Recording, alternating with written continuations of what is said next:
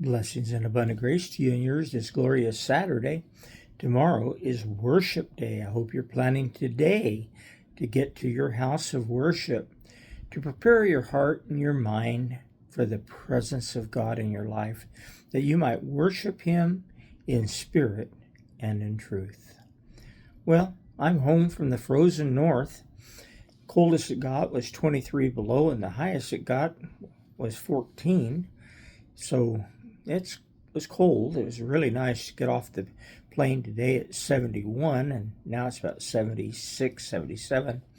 So I praise the Lord for warm weather. Boy, I tell you what, God's good.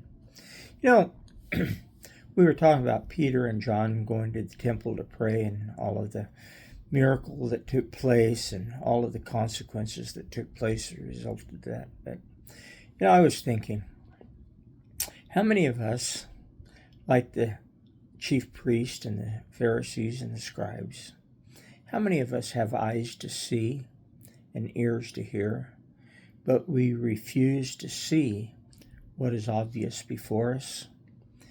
People, I can't say for sure that the end times are here, but I can tell you it sure looks that way to me. But people don't have the eyes to see. They don't have the ears to hear.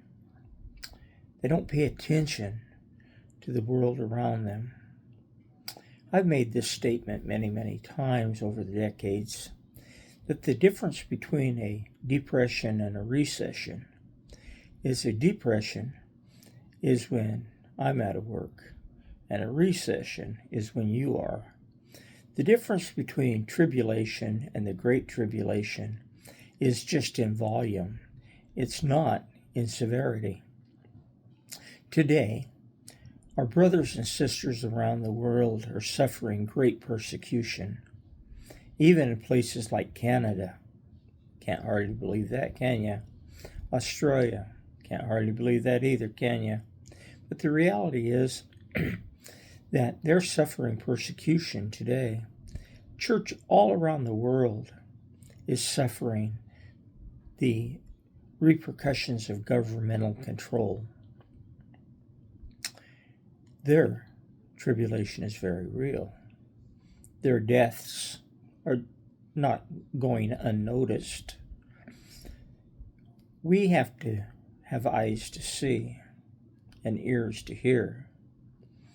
Today, as I sit in Queen Creek, Arizona, I feel no persecution whatsoever. But I know that it's coming. I have eyes to see and I have ears to hear. I pray that you do as well. The chief priests, scribes, and the Pharisees, they could not deny the miracle that was before them. They could see it, but they could not go past the miracle to faith. I pray that today you don't need a miracle to go to faith, and that if you have the faith, I pray that you're walking in it daily. God bless you and yours this absolutely fabulous Saturday. Prayerfully, I'll see you tomorrow in worship. Bye-bye.